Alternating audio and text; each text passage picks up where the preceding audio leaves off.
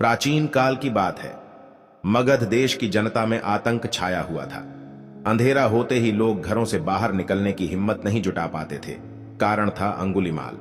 अंगुलीमाल ने 100 लोगों की हत्या करने का प्रण लिया था। वह 99 लोगों को मार चुका था।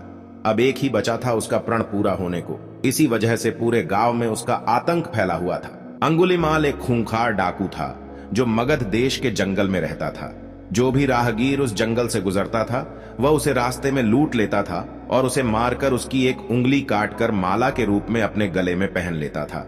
इसी कारण लोग उसे अंगुलीमाल कहते थे। गौतम बुद्ध वैशाली नगर से प्रवास कर रहे थे। लोगों ने उन्हें रोका। बुद्ध को लोगों ने बताया कि वैशाली के बाहर जंगल में अंगुलीमाल नाम का एक पिशाच जैसा लुटेरा रहता है। वो लोगों को लूटता है, मार देता है, फिर उनके हाथों की अंगुलियां काटकर उसकी माला बनाकर पहन लेता है।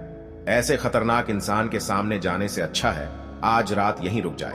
गौतम बुद्ध ने कहा कि मैंने एक बार प्रवास करने का मन बना लिया तो मैं पीछे नहीं हट सकता, मुझे जाना ही होगा।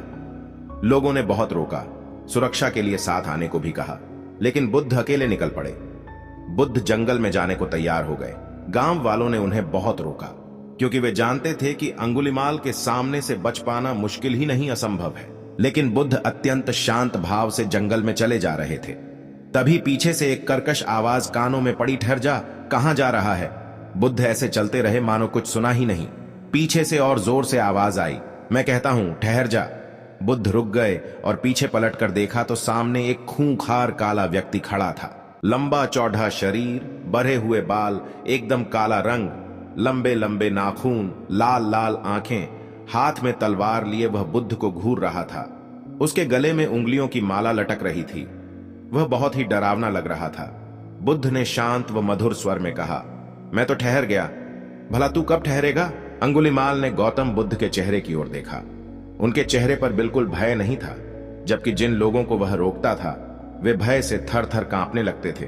अंगुलीमाल बोला, हे सन्यासी, क्या तुम्हें डर नहीं लग रहा है? देखो, मैंने कितने लोगों को मारकर उनकी उंगलियों की माला पहन रखी है। गौतम बुद्ध बोले, तुझसे क्या डरना? डरना है तो उससे डरो जो सचमुच ताकतवर है। अंगुलीमाल जोर से हंसा, हे साधु, तुम समझते हो कि मैं ताकतवर नहीं हूं।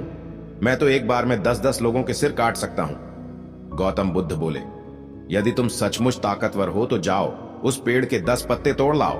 अंगुलीमाल ने तुरंत 10 पत्ते तोड़े और बोला, इसमें क्या है, कहो तो मैं पेड़ ही उखाड़ लाऊं। महात्मा बुद्ध ने कहा, नहीं, पेड़ उखाड़ने की जरूरत नहीं है।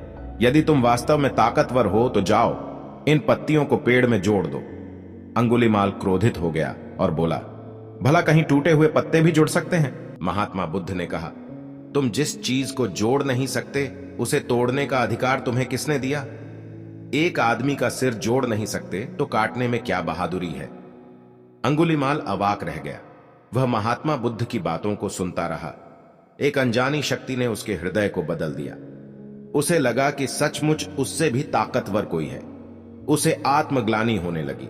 वह महात्मा बुद्ध के चरणों में गिर पड़ा और बोला, हे महात्मन, मुझे क्षमा कर दीजिए, मैं भटक गया था, आप मुझे शरण में ले लीजिए।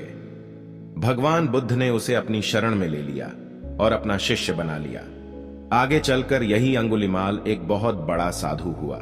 कहानी से सीख, कोई इंसान कितना भी बुरा हो, लेकिन अगर आप अपनी अच्छाइयां नहीं छोड़ते हैं तो कोई आपका कुछ नहीं बिगाड़ सकता है। सत्य और धर्म के आगे हर बुराई को झुकना ही पड़ता है। परेशानियों और मुसीबतों को सामने देखकर डरना और घबराना बेकार है। शांत मन से उनका सामना करें